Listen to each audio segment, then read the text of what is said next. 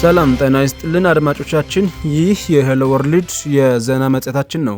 የዩናይትድ ስቴትስ ጠቅላይ ፍርድ ቤት በቅርቡ ባወጣው ውሳኔ የዜግነት መብትን በተመለከተ የተተላለፈው ትዕዛዝ እና በፕሬዝዳንት ትራምፕ አስተዳደር የተገፋው አንድ የትልቅ እና ውብ ሕግ 26 የፖለቲካ እና የሕግ አውጪ ምዕራፍ ዋና ክስተቶች ሆኗል። ጠቅላይ ሚኒስትር ፍርድ ቤቱ የፕሬዝዳንት ትራምፕን ትዕዛዝ ውድቅ በማድረጉ የትውልድ ዜግነት መብትን አረጋገጠ።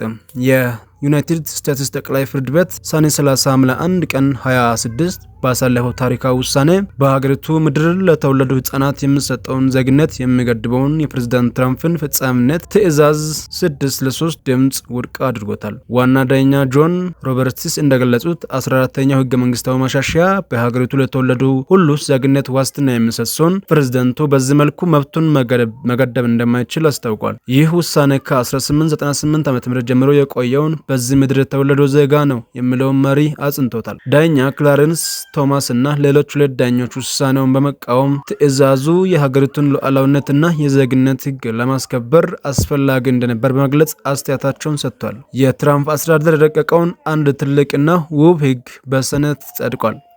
ፕሬዝዳንት ትራምፕ እንደ ሁለተኛ ዘመናቸው ዋና የቤት ውስጥ አጀንዳ የያዙት የሁሉን አቀፍ በጀት እና የህግ ማሻሻያ ፓኬጅ የሆነው ዋን ቢግ ቢዩቲፉል ቢል በሴኔት በ51 ለ50 ድምፅ ጸድቋል። ህጉ 2017 የታክስ ቅነሳና የስራ ዕድል ህግ ድንጋጌዎችን ዘላቂ ያደርጋል። በተጨማሪም ለሰራተኞች በትርፍ ሰዓት ስራ ላይ የግብር ነጻነት፣ አነስተኛ የንግድ ተቋማት ላይ የታክስ ቅነሳና ሌሎች የኢኮኖሚ ማነቃቂያዎችን ያካታል። ህጉ የታክስ ቅነሳዎችን በሌላ በኩል በሜዲኬድ እና በሌሎች የህዝብ ድጋፍ ሰጪ ፕሮግራሞች ላይ ከፍተኛ ቁርጠኝነት በማድረግ ማካካሱን ይዟል። ይህ ውሳኔ በሚሊዮኖች የሚቆጠሩ ዜጎች የጤና ሽፋን እንዲያገኙ ሊያደርግ እንደሚችል ተገምቷል። የ26 የፍርድ ቤት ውሳኔዎች በፕሬዝዳንት ትራምፕ ስልጣንና በባህል የፖለቲካ ዙሪያ ያጠነጥኑ ነበሩ። ትራንስጀንደር ሴት ልጆች በሴቶች የትምህርት ቤት ስፖርት ቡድኖች እንዳይወዳደሩ የሚከለክሉ የክልል ህጎች በጠቅላይ ሚኒስትር ፍርድ ቤት ተጸድቋል።